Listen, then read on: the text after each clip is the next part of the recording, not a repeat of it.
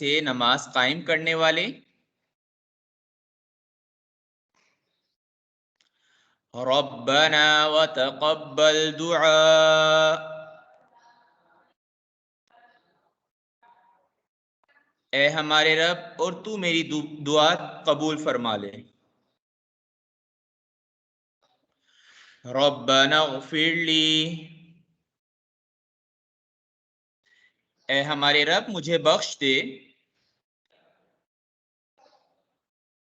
وَلِوَالِدَيَّ،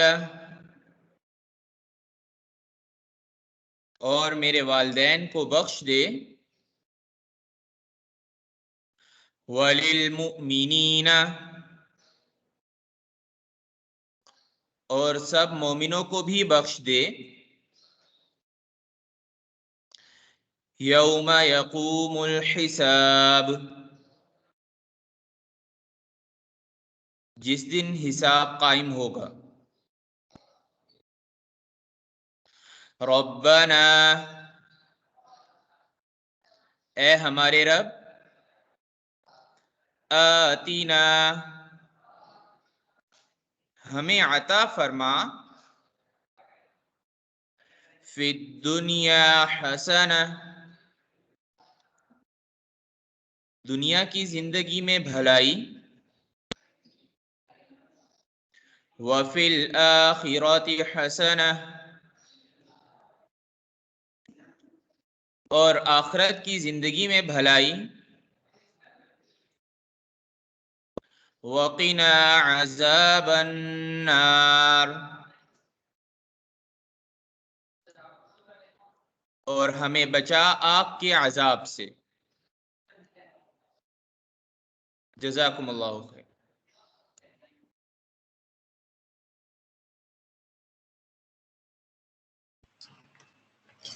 جزاک اللہ۔ اب میں سر حافظ ادریس کو قرآن پاک کے ترجمہ و تفسیر کے لیے دعوت دوں گی۔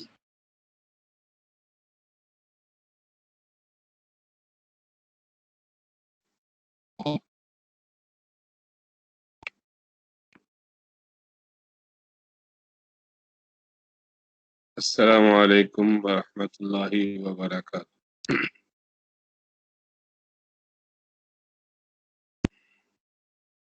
اعوذ باللہ من الشیطان الرجیم، بسم اللہ الرحمن الرحیم۔ وَمِنَ النَّاسِ مَن يَقُولُ آمَنَّا بِاللَّهِ وَبِالْيَوْمِ الْآخِرِ وَمَا هُمْ بِمُؤْمِنِينَ۔ یہ سورہ بقرہ کی 8 نمبر آیت کریمہ ہے۔ اللہ تبارک و تعالی نے ارشاد فرمایا وَمِنَ النَّاسِ، واو کا معنی ہم جانتے ہیں کہ اور ہے، من کا معنی ہے سے، الناس، الناس لوگ، من، یہ من اور من میں فرق یاد رکھیے گا، یہ من ہے، من کا مطلب ہے سے، اور یہ آگے من آ رہا ہے، من کا معنی ہے جو، یقولو کہتا ہے، آمنا ہم ایمان لائے، یعنی لوگوں میں سے ایسے لوگ بھی ہیں جو یہ کہتے ہیں کہ ہم ایمان لائے، باللہ اللہ پر، وبالیوم الآخر، یہ سب آپ کو پتہ ہے، واو کا معنی بھی پتہ ہے، با کا معنی، واو کا معنی اور با ساتھ، یوم دن کو کہتے ہیں، آخر، آخر تو اردو میں بھی استعمال ہوتا ہے نا، آخر، آخری، آخری دن پر، آخرت کے دن پر، وما ہم بمؤمنین، اور نہیں ہے وہ، حالانکہ نہیں ہے وہ، بمؤمنین ایمان والے، اور ومن الناس من یقول آمنا باللہ وبالیوم الآخر، اور لوگوں میں سے کچھ لوگ ایسے بھی ہیں جو کہتے ہیں کہ ہم ایمان لے آئے اللہ پر اور یوم آخرت پر، وما ہم بمؤمنین، اللہ نے ان کی حالت بتائی کہ حالانکہ حقیقت یہ ہے کہ وہ ایمان والے نہیں ہیں۔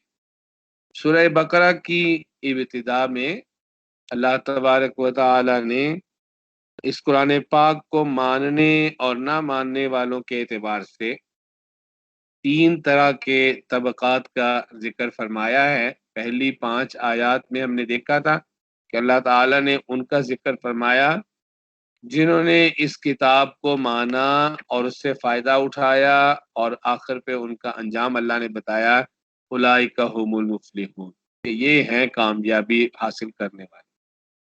پھر 2 آیات میں ان کا ذکر کیا گیا جو ضدی قسم کے کافروں میں سے 2 طرح کے کافر یہاں ذکر کیے گئے ہیں۔ ایک وہ کافر جو بالکل پکے ڈھیٹ ضدی کافر ہیں جنہوں نے مسلمان ہونا ہی نہیں تھا، 2 آیات میں ان کا ذکر کیا گیا بس۔ اور اب یہاں سے 13 آیات ہیں مسلسل جن میں کافروں کی اس قسم کا ذکر کیا گیا ہے جو ظاہری طور پر اسلام کا دعویٰ کرتے تھے اور اندر سے حقیقت میں مسلمان ایمان والے نہیں تھے بلکہ کافر تھے، اور انہیں منافق کہا جاتا ہے، یعنی ظاہر کچھ کرنا اور حقیقت میں کچھ اور ہونا۔ تو چونکہ یہ ان کافروں سے بھی زیادہ بدتر اور گندے کافر ہیں، انسان کو پتا ہو کہ فلاں دشمن ہے میرا تو انسان اس سے بچنے کی کوشش تو کر لیتا ہے، یہ بات کی بات ہے کہ بچ سکے یا نہ بچ سکے، لیکن دشمن دوست کی شکل میں آ جائے تو اس سے بچنا بہت مشکل ہو جایا کرتا ہے کہ انسان کوشش ہی نہیں کر پاتا کہ اس سے کیسے بچوں۔ تو کافر ضدی ڈھیٹ جو سامنے کھل کے کفر پر آیا ہوا ہے وہ تو نظر آتا ہے، لیکن جو کافر منافقت اختیار کر لے اور ظاہری طور پر اپنے آپ کو مسلمان کہے، یہ زیادہ خطرناک ہوتا ہے، اور یہ اسی لیے اسلام کی نظر میں دوسرے کافروں کی نسبت زیادہ گندا کافر بھی ہے۔ ایک ایک چیز اللہ تعالیٰ نے اس کی یہاں ذکر کی ہے، یہاں بھی ان آیات میں، اور آگے چل کے ایک پوری صورت بھی اس نام سے آئی ہے، اور یہی وہ کافر ہیں جن کے لیے اللہ نے کہا ہے کہ ان المنافقین فی الدرک الاسفل من النار، جہنم میں بھی جو نا یہ ان منافقوں کو ہم بالکل نچلے طبقے میں لے جا کے رکھیں گے، یعنی بہت زیادہ سزا ان کو ہوگی، کیونکہ یہ دوہرا جرم کرتے ہیں، ایک تو کفر کرتے ہیں اور اوپر سے اس کفر کو چھپا کے اسلام ظاہر کرتے ہیں۔ تو یہ تو ایسے ہی ہے کہ حرام چیز بیچے، شراب بیچے ان کو ہی، اور اس کے اوپر کسی شربت کا لیبل لگا دے کہ یہ فلاں شربت ہے، تو دوہرا جرم ہے، ایک تو حرام چیز بیچ رہا ہے اوپر سے دھوکہ بھی دے رہا ہے۔ تو یہ چونکہ دونوں کام کر رہے ہیں، کفر بھی کر رہے ہیں اور کفر کے ساتھ ساتھ دھوکہ بھی دے رہے ہیں، تو یہ دوسرے کافروں سے بھی بدتر کافر ہیں، اس لیے ان کی ایک ایک چیز ذکر فرمائی ہے۔ باقی آپ دیکھیں اوپر 2 آیتوں میں ہی ان کافروں کا معاملہ سمیٹ دیا ہے، لیکن یہ جو منافق قسم کے کافر ہیں جب ان کی بات آئی ہے تو یہاں مسلسل 13 آیتوں میں ان کے کئی جرائم ذکر فرمائے ہیں۔ تو پہلی بات ارشاد فرمائی کہ لوگوں میں سے کچھ ایسے بھی ہیں جو یہ کہتے ہیں کہ ہم ایمان لائے اللہ پر اور یوم آخرت، حالانکہ حقیقت کیا ہے، وما ہم بمؤمنین، یہ ایمان والے نہیں ہیں۔ یخادعون اللہ، یخادعون دھوکہ دیتے ہیں اللہ، یخادعون اللہ دھوکہ دیتے ہیں اللہ کو، والذین آمنوا اور ان لوگوں کو جو ایمان لائے، وما یخدعون اور نہیں دھوکہ دیتے، الا مگر انفسہم اپنے آپ۔ حقیقت یہ ہے کہ اور دھوکہ کسی کو نہیں دے رہے بلکہ کیا ہے، اپنے آپ کو دھوکہ دیتے ہیں، وما یشعرون اور یہ شعور بھی نہیں رکھتے، یعنی خود سمجھ نہیں آ رہا کہ یہ کر کیا رہے۔ اللہ تعالیٰ نے یہ فرمایا کہ یہ کیا دھوکہ دیتے ہیں، کس کو؟ اللہ کو اور ایمان والوں کو۔ اب یہ تو یقینی سی بات ہے کہ وہ بھی یہ شاید نہیں سوچتے ہوں گے کہ وہ اللہ کو دھوکہ دے رہے ہیں، وہ بھی حضور صلی اللہ علیہ وسلم کو اور اہل ایمان کو دھوکہ دینے کی کوشش کر رہے ہوں گے، لیکن اللہ کے رسول اور اللہ کے رسول صلی اللہ علیہ وسلم پر ایمان لانے والوں کے ساتھ جو وہ معاملہ کر رہے ہیں، اللہ نے اس کو اپنے ساتھ قرار دیا ہے کہ یہ میرے بندوں کے ساتھ ایسے کر رہے ہیں، یہ دراصل میرے ساتھ ایسا کرنے کی کوشش کر رہے ہیں۔ اور اب ایمان والوں کو کیسے یہ دھوکہ دے سکتے ہیں؟ اس لیے کہ وحی آ رہی تھی، حضور صلی اللہ علیہ وسلم پر بذریعہ وحی بات تو کھل جائے گی اور آپ لوگوں کو بتا دیں گے تو لوگوں کو تو یہ دھوکہ دے نہیں سکتے، اس لیے لوگوں کو تو آگے چل کے آیات آئیں گی انشاءاللہ، ان سب کی حالتیں پتہ چلتی چلی گئی اور ان کا جھوٹ کھلتا چلا گیا ہے، تو یہ دھوکہ تو نہیں دے سکے لوگوں کو۔ اب جو آدمی ایسی حرکت کر رہا ہوتا ہے وہ دراصل اپنا ہی نقصان کر رہا ہوتا ہے کہ اپنی جب بات کھلے گی تو دنیا میں بھی رسوائی ہو جائے گی، اور اگر دنیا میں کسی وجہ سے اللہ نے کوئی حکمت ایسی ہوئی کہ اس کی بات نہ کھل سکے تو آخرت میں تو اس کے اس جرم کی سزا ہوگی، تو آخرت کی سزا دنیا کے چند روزہ مفادات کے مقابلے میں تو بہت زیادہ ہے۔ تو انسان کو اتنا احساس نہیں ہوتا کہ یہ میں کر کیا رہا ہوں، تو ظلم تو یہ اپنے اوپر کر رہا ہوتا ہے، زیادتی اپنے لیے کر رہا ہوتا ہے اور اپنے لیے گڑھا کھود رہا ہوتا ہے، جس کا اسے شعور نہیں، سمجھ نہیں آ رہی ہوتی کہ میں کر کیا رہا ہوں۔ تو اللہ نے فرمایا کہ یہ یخادعون اللہ، دھوکہ دیتے ہیں اللہ کو، والذین آمنوا، اور ان لوگوں کو جو ایمان لائے ہیں، جو حقیقی ایمان والے ہیں، ان لوگوں کو یہ دھوکہ دینے کی کوشش کرتے ہیں، اور حقیقت حال کیا ہے؟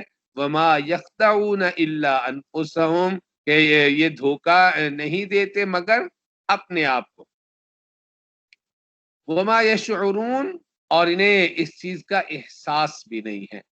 دیکھیں یہ نیچے ایک ترجمہ بھی لکھا ہوا ہے اردو میں، وہ اللہ کو اور ان لوگوں کو جو واقعی ایمان لا چکے ہیں دھوکہ دیتے ہیں، یعنی کوشش یہی کر رہے ہیں، اور حقیقت تو یہ ہے کہ وہ اپنے سوا کسی اور کو دھوکہ نہیں دے رہے ہیں، لیکن اس بات کا احساس نہیں ہے، یعنی خود احساس نہیں ہے کہ ہم کر کیا رہے ہیں، ہم اپنا نقصان کر رہے ہیں۔ تو یہاں سے اب ان آیات میں منافقین کا ذکر آئے گا، تو میں نے عرض کیا یہ 13 آیات ہیں مسلسل، تو جس میں ان کے بارے میں ذکر ہوگا اگلی آیات میں بھی انشاءاللہ۔ اگلی آیتیں کل پڑھیں گے۔ السلام علیکم ورحمۃ اللہ وبرکاتہ۔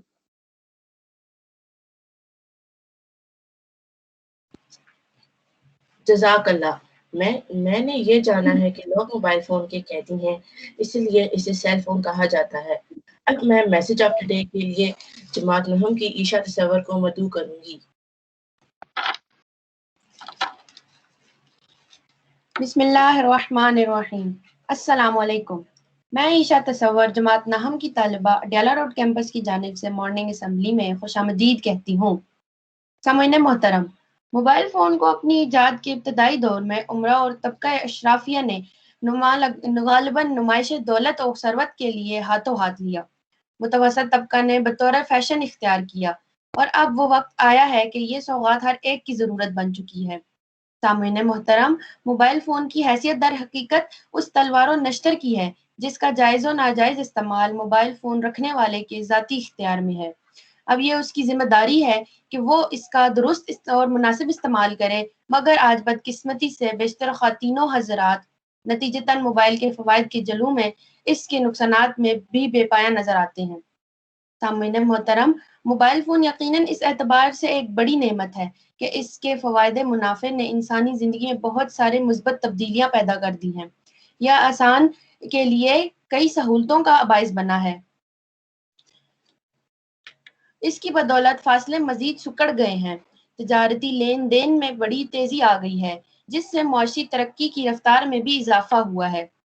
وہ لوگ جو دیار غیر میں اپنے پیاروں سے سینکڑوں ہزاروں میل دور رابطے کے لیے ہفتوں بلکہ مہینوں بعد ڈاک خرچ برداشت کر کے یا پھر ٹیلی فون کے ذریعے روابط استوار کرتے تھے، اب تو موبائل فون کے ذریعے تقریباً ہر وقت رابطہ میں رہتے ہیں۔ اس طرح یقیناً یہ آپس کے تعلقات صلہ رحمی کو بہتر اور مضبوط بنانے میں بڑا مفید ثابت ہوا ہے۔ موبائل فون صرف دور دراز روابط کا ایک وسیلہ اور ذریعہ ہی نہیں، بلکہ اس میں کیلکولیٹر اور گھڑی بھی ہے۔ اس کی بدولت اب گھڑی باندھنے کا رواج بھی کم ہوتا جا رہا ہے۔ اس چھوٹی سی اطلاعاتی مشین میں کیمرہ انٹرنیٹ بھی موجود ہے۔ انٹرنیٹ کے ذریعے گھر بیٹھے دنیا بھر کی معلومات حاصل کی جاتی ہے، یہاں تک کہ کورونا کی اس صورتحال میں بھی انٹرنیٹ کے ذریعے پڑھائی کا سلسلہ جاری ہے۔ موبائل فون کی بڑھتی ہوئی اہمیت کے پیش نظر کئی موبائل کمپنیوں نے اب ایسے موبائل بھی متعارف کروائے ہیں جو خریدنے میں سستے اور کارکردگی میں اعلیٰ ہیں۔ جدید موبائل ایک منی کمپیوٹر کی مانند ہے۔ سامعین محترم، ہر سائنسی ایجاد کے جہاں بے شمار فائدے ہوتے ہیں، وہاں کبھی منفی پہلو بھی ہوتے ہیں۔ موبائل فون کے بے جا استعمال سے طلباء کا تعلیم کی طرف رجحان کم ہو رہا ہے۔ بچے موبائل پر فلمیں دیکھنے، گیمز کھیلنے اور فیس بک انسٹاگرام استعمال کرنے میں اپنا وقت ضائع کرتے ہیں۔ فیس بک کا بے جا استعمال کر کے ایسے لوگوں کو اپنا دوست بنا لیتے ہیں جن کو وہ حقیقت میں نہیں جانتے، اور ان کے ساتھ اپنی تصاویر اور ویڈیو شیئر کرتے ہیں۔ نوجوان لڑکے اور لڑکیاں موبائل پر کالنگ پیکج لگا کر سارا دن ایک دوسرے سے باتیں کرتے رہتے ہیں، جس سے معاشرہ بگڑ رہا ہے۔ آج پوری دنیا میں تقریباً 96 سے 97% لوگ انٹرنیٹ کا استعمال کر رہے ہیں۔ نوجوان طبقہ معاشرتی اور سماجی تعلقات کے فقدان کے شکار ہو رہا ہے۔ لوگ ہر قسم کی معلومات کو انٹرنیٹ سے حاصل کرنے کی کوشش کرتے ہیں، جس کی وجہ سے کتابوں کے مطالعے کا رجحان بہت کم ہو گیا ہے۔ سامعین محترم، اب تو انٹرنیٹ پر ایک ایپ بہت مشہور ہے جسے سنیک ویڈیو ایپ کہتے ہیں۔ ہر وقت اس کی تشہیر کی جا رہی ہے، اور اب تو یہ آفر آ گئی ہے کہ ایپ انسٹال کریں اور پیسے حاصل کریں، اور اس امت کے نوجوان، بچے اور تقریباً ہر عمر کے افراد اسے ڈاؤن لوڈ کر رہے ہیں۔ حضرت ابو ہریرہ رضی اللہ تعالیٰ عنہ سے روایت ہے کہ رسول اللہ صلی اللہ علیہ وآلہ وسلم نے فرمایا، جس شخص نے ہدایت کی دعوت دی اسے اس ہدایت کی پیروی کرنے والوں کے اجر کے برابر اجر ملے گا، اور ان کے اجر میں کوئی کمی نہیں ہوگی، اور جس شخص نے کسی کو گمراہی کی دعوت دی اس پر اس کی پیروی کرنے والوں کے برابر گناہ ہوگا، اور ان کے گناہوں میں کوئی کمی نہیں ہوگی۔ بقول علامہ اقبال، گونگی ہو گئی آج کچھ زبان کہتے کہتے، گونگی ہو گئی آج کچھ زبان کہتے کہتے، ہچکچا گیا خود کو مسلمان کہتے کہتے۔ سامعین محترم، ہم اندھا دھند کہاں بھاگے جا رہے ہیں؟ ایک لمحے کو سوچیں تو صحیح، اگر ہم نے ایک بندے کو انوائٹ کیا اور اس نے آگے 10 کو، ان 10 نے آگے 20 کو، اور ایسے سلسلہ چلتا رہا، ہم اپنے کاندھے پہ کن کن کے گناہوں کا بوجھ لاد کر جائیں گے۔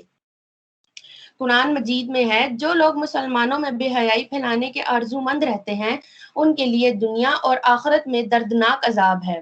موبائل فون کی مضر اثرات لوگوں پر اس قدر حاوی ہو گئے ہیں کہ وہ مقدس مقامات پر آتے ہوئے اپنے فون کی گھنٹی تک بند کرنا بھول جاتے ہیں۔ مساجد میں لوگ نماز کے اوقات میں باہر آ کر فون سننے لگتے ہیں۔ مساجد میں نوٹس بورڈ لگے ہونے کے باوجود لوگ موبائل فون بند نہیں کرتے۔ آخر میں علامہ اقبال کے اس کلام کے ساتھ اجازت چاہوں گی۔ قلب میں سوز نہیں، روح میں احساس نہیں، قلب میں سوز نہیں، روح میں احساس نہیں، کچھ بھی پیغام محمد کا تمہیں پاس نہیں، وضاح میں تم ہو نصارہ تو تمدن میں ہنود، وضاح میں تم ہو نصارہ تو تمدن میں ہنود، یہ مسلمان ہیں جنہیں دیکھ کے شرمائے یہود۔ شکریہ۔